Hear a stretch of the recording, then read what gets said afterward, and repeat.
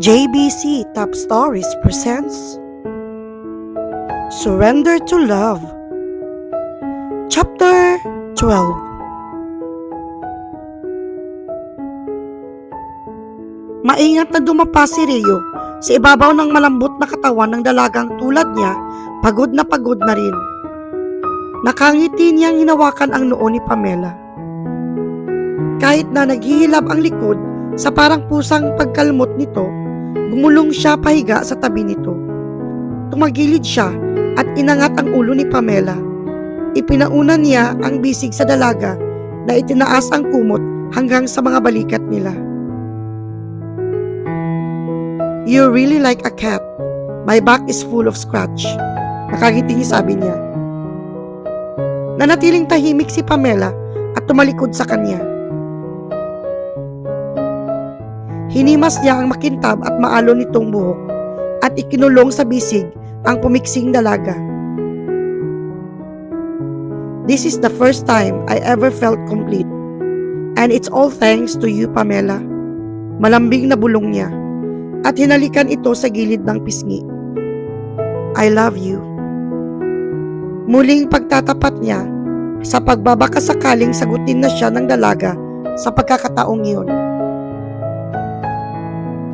Subalit, imbis na sagutin ang sinabi niya, binaklas ni Pamela ang kamay niya at tahimik na hinakot ang damit na sa ibaba ng kama. Naglakad ito patungo sa pribadong banyo ng inuokupahang guest room. "Pamela, please, stop," sabi nito, na nananatiling nakatalikod. Huminto ito sa pintuan ng private bathroom. "Please, Rio, just stop." Nanginginig na tinig na hiling nito. "Salamat sa pagmamahal, pero hindi ikaw ang lalaking nais kong makasama." Marahas siyang bumangon at naupo sa kama. "Why not, Pamela? Dahil sa iniisip mong hindi ako mayaman?" Hindi na siya nag-aabalang itinago ang inis sa tinig. He had enough. He never had such a hard time making a woman admit her love for him before. Especially not after sex.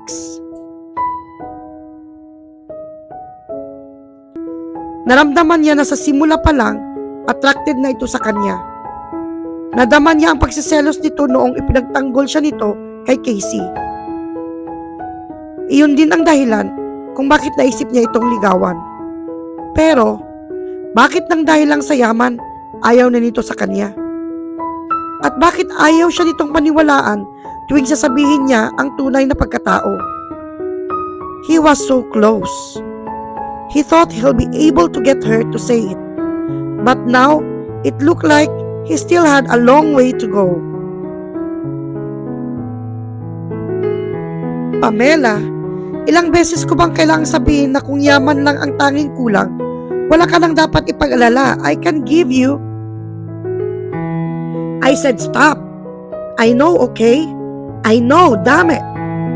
Sigaw ni Pamela na humarap sa kanya at ganoon na lang ang pagkakatulala niya nang makita ang nababakas na takot sa mga mata nito. Umawang ang bibig niya. Kumilos siya para sana abutin ang dalaga, yakapin ito at aluhin. Pero para siya nitong binato ng sibat nang diretso siyang tingnan ni Pamela at sabihang, "But I'll never say that I'm in love. Not to you." Nandidilim ang paningin at ibinaba ni Rio ang kamay sa gilid at tinalikuran si Pamela. "Thanks for clearing that up." Mabilisan niyang hinakot ang mga damit at nagbihis. "I'm going. Please tell everyone that I'm sorry for missing the fundraising. And do tell your beloved Leons to meet me at the usual bar in Paris tomorrow." Lumabas siya ng kwarto nang walang lingon likod. At hindi na nag-abala pang isara ang butones ng pangitaas. Hindi na niya binigyan ng pansin ang pagpapanik ni Liberty sa labas ng kwarto. "Oh, I'm sorry." I didn't mean to eavesdrop, but I heard only a little at the end. Mabilis na paliwanag ng dalaga. But he couldn't care less if she heard anything. Ang tanging gusto lang niya sa oras na yon ay umalis sa lugar na iyon, bago pa siya makagawa ng malaking iskandalo. Bumaba siya ng hagdan na mabigat ang yabag at napatigil na habulin siya ni Liberty at hawakan sa braso. Rio, please don't give up on her. Huwag mo na akong pigilan, Liberty. It's no use. Inalis niya ang braso sa kamay ng dalaga. At hahakbang na sana palayo nang tumakbo itong pababa at harangin siya. You're wrong, Rio. Umiling na sabi ni Liberty. Please just go back and talk to her. I'm sure she... Itinaas na niya ang kamay para pigilin ang pagsasalita ng dalaga. Take care, Liberty. Ipinatong niya ang palad sa balikat nito at hinawi patabi.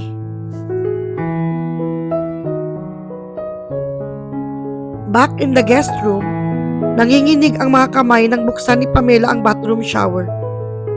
Tumingala siya at hinayaang maghalo sa tubig ang mga luhang ipinatak niya nang walang tinig.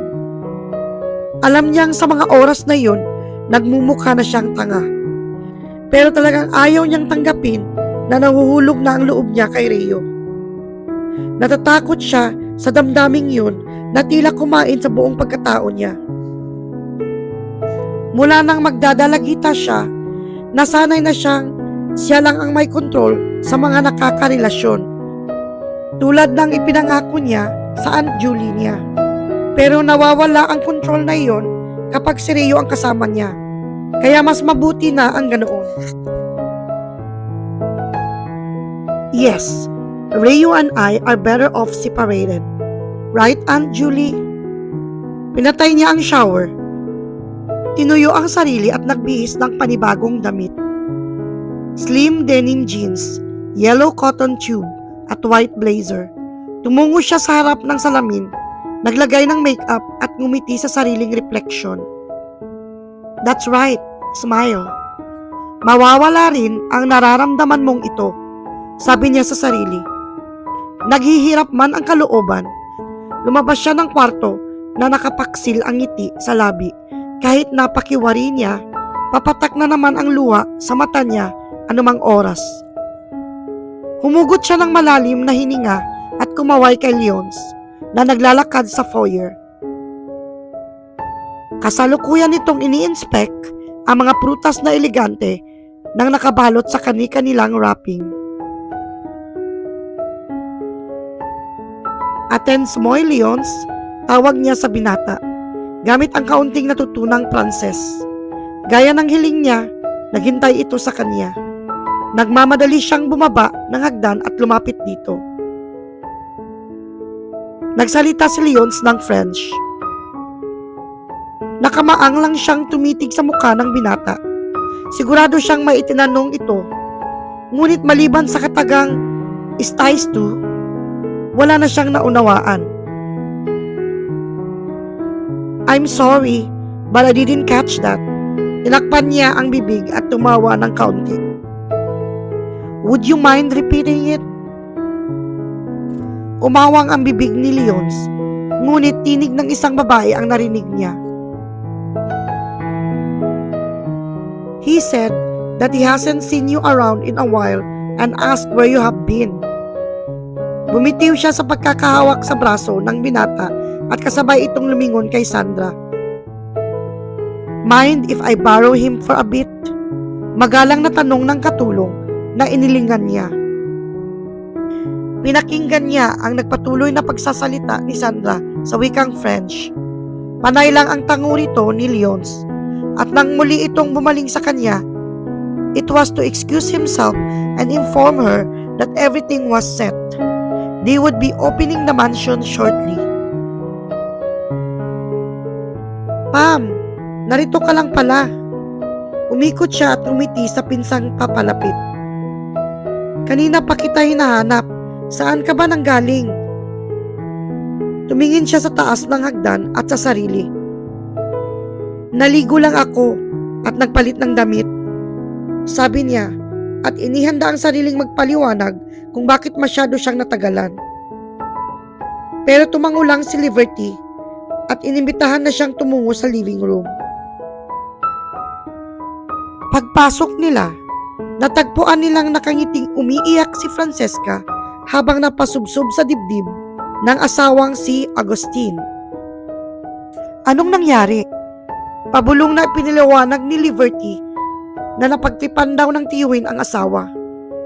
Binili raw ni Agustin ang ginawang baby crib ni Rio habang hinahanap ni Francesca ang wallet na si Agustin din ang nagtago.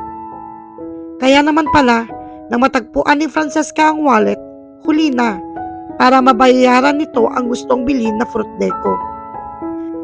Nalungkot si Auntie kasi inakalang may nakauna sa kanya. Kaya ayan, nag-iiyak nang makita ang naghihintay sa kanyang regalo ni Uncle.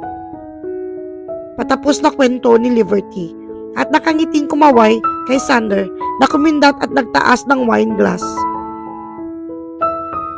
Liberty sigh. Isn't love great? Sabi nito na siyang parang nagtutulak sa kanyang tumakbo paalis. Subalit imbis na pagbigyan ang mga luha, nag-excuse siya sa pinsan at tumalikod pabalik sa foyer. Sinikap niyang aliwin ang sarili sa patingin-tingin sa mga nakadisplay na fruit deco. Isang orange na inihugis na parang ulo ng pusa ang kumuha sa atensyon niya. Dinampot niya ang fruit deco at nakangiti nang mapansin na halos maging kamukha iyon ng pusang dating gagala-gala sa subdivision nila. Oh, si Rio ang gumawa niyan. Dakot ang dibdib na nilingon niya si Liberty. Hindi niya namalayang sumunod pala ito sa kanya. Oh, you startled me. Reklamo niyang hindi pinansin ng pinsan. Nakatingin pa rin ito sa hawak niyang carved orange. Siya nga pala, alam mo ba kung bakit nagmamadaling umalis ang nobyo mo? Natigilan siya sa katagang ginamit ni Liberty. Alam niyang si Rio ang tinutukoy nito, pero nagkunwari siyang hindi naunawaan ang pinsan. Hindi ko pa nakukuha ang loob ni Leons, kaya wala pa akong boyfriend. Sabi niya na sinamahan pa niya ng tawa, pero seryoso lang siyang tiningnan ni Liberty. I'm talking about Rio, Pam. Nakita ko siya kanina at hindi nagpapapigil na umalis. Nag-away ba kayo? Patuloy na pag-usisa ni Liberty nang biglang nanlaki ang mga mata. Kinuha ni Liberty sa kamay niya ang carved orange at hinila siya pabalik sa loob ng sala. What are you doing? Tanong ni Pamela nang binitawan na siya ng pinsan. Imbis na sagutin, itinaas lang ni Liberty ang kamay niya at ipinadama sa kanya ang basa niyang pisngi. Wait here. Bili nito at kinausap ang nobyo. Pagbalik nito, hinawakan na naman ni Liberty ang kamay niya at pahila siyang dinala sa kwarto nitong pink and white ang kulay. Wala pang kalating oras, umiyak na tila walang bukas si Pamela sa balikat ng pinsan. Ipinagtapat niya kay Liberty ang buong katotohanan sa pagitan ng mga hikbi. Walang tigil namang paghimas nito sa likod niya habang nakaupo sila sa canopy bed nito. Pam, bakit kasi hindi mo na lang aminin na mahal mo siya? No, I won't. Tumuwid siya ng upo at tinanggap ang pink na panyong bigay nito. Why not? Pamela rubbed the handkerchief on her smug with mascara eyes. Hindi pa ako pinagtatapat sa iyo, Liberty. Rio, he's not my boyfriend. I know. What? Nabanggit sa akin ni Sander. Kinabahan siya. Anong binanggit niya? Na parang masyadong unbalance ang chemistry sa pagitan niyo. But you know what? What? Ngumiti sa kanya ang pinsan. After I saw the both of you here in France, we both agree. Behind your bantering, there's love. Tumayo siya at tumingin sa labas ng bintana. It's getting dark. Bumaba na tayo bago sila magtaka kung nasaan tayo. Umakbang siya palabas nang yakapin siya ni Liberty mula sa likuran. Stop this. I am all right now. It's not that. Sander also told me that you flirted with him. Sinubukan niyang kumawala, pero mas sinigpitan nito ang pagyakap sa kanya. I was drunk. Isa pa, hindi ko type si Sander. I just wanted to see if he's serious about you. Hindi na niya naipatuloy ang sasabihin sana. Unti-unti na siyang kinain ng guilt. Kahit nasabihin pang sinubok niya ang katapatan ni Sander, hindi pa rin mawawala ang katotohanang handa niya itong agawin kung bumigay lang si Sander sa pang-aakit niya. Bagsak ang balikat siyang yumuko. I'm sorry. No, don't be. Pinakawalan siya ni Liberty at umikot paharap sa kanya. Matamis itong ngumiti. I trust you.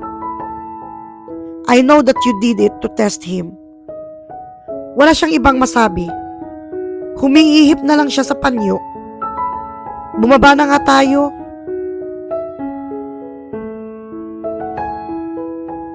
Kinabukasan, lumabas si Pamela na nakasuot ng 2.5-inch ankle boots, tight black pants at long sleeve V-neck top na pinatungan niya ng thin red bubble jacket. Maaga siyang ginising ni Liberty ng araw na yun para yayaing mag-shopping sa Paris.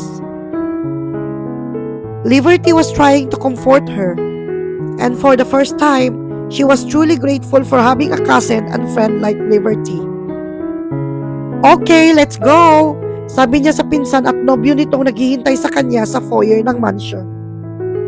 Tumungo siya sa kotseng naghihintay sa kanila sa labas at nakitang si Leonce ang nakaupo sa driver's seat.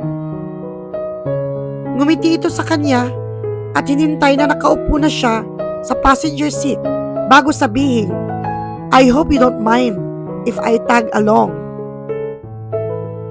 No, in fact, I think it's great to have you around so that I won't feel lonely by myself. Sabi niya sabay sulyap sa likod kung saan nakaupo ang magkasintahan. Mukhang nakuha naman ni Leonce ang pagbibiro niya. Ngumiti ito at nagsabing, Then I'll try my best. The ride was long and boring, but by the time they reached Paris, Pamela felt that it was all worth it.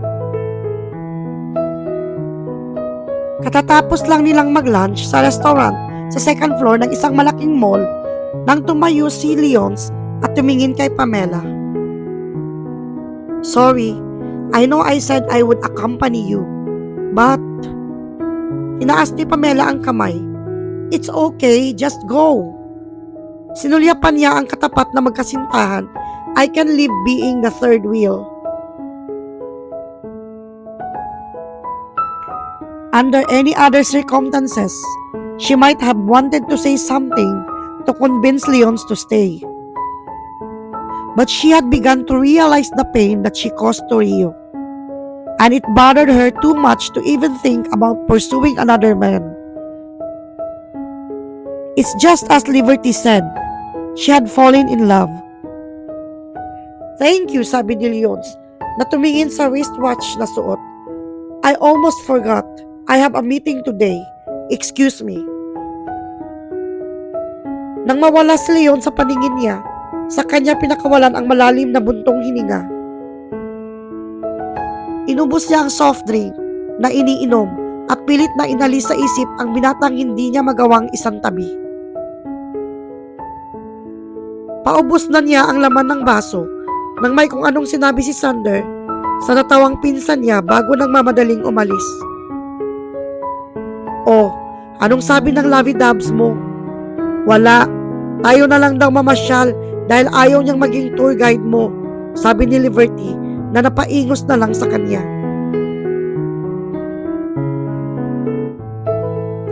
Kapapasok pa lang nila sa isang popular clothes boutique sa third floor ng mall nang tumunog ang cellphone ni Liberty. Sinagot iyon ni Liberty. What? Wait a minute. Bulong nito sa tumatawag bago siya hinarap. Sorry, Pam. I just take this outside. Nilapitan siya ng sales lady ng butik at may kung anong sinabi sa kanya. Inilingan niya ito kahit na walang naunawaan at sinundan ang pinsan. Tamang-tama na nasa likuran na siya ni Liberty nang marinig niya ang sinabi nito. Tila bomba yung sumabog sa kanyang pandinig. Anong sinabi mo? Salubong ang makilay niyang pinaikot niyang paharap ang pinsan. Nagmamadaling nagpaalam si Liberty sa kausap at ibinalik sa bag ang cellphone.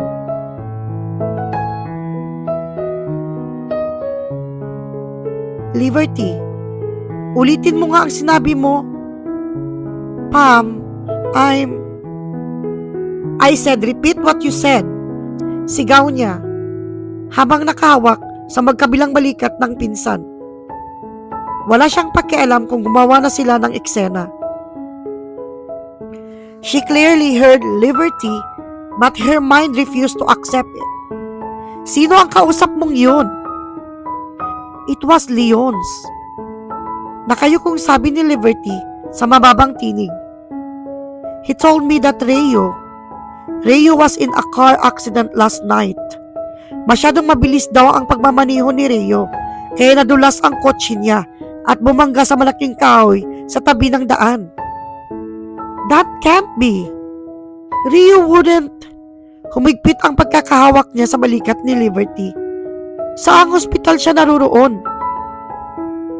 Summer Private Hospital. Sabi raw ng doktor safe na siya. But hindi na niya hinintay pa na matapos ang sinabi ng pinsan. Agad-agad siyang sumakay sa di kalayuang elevator. Isang bagay lang ang nasa isip niya. To be with the man she can't afford to lose.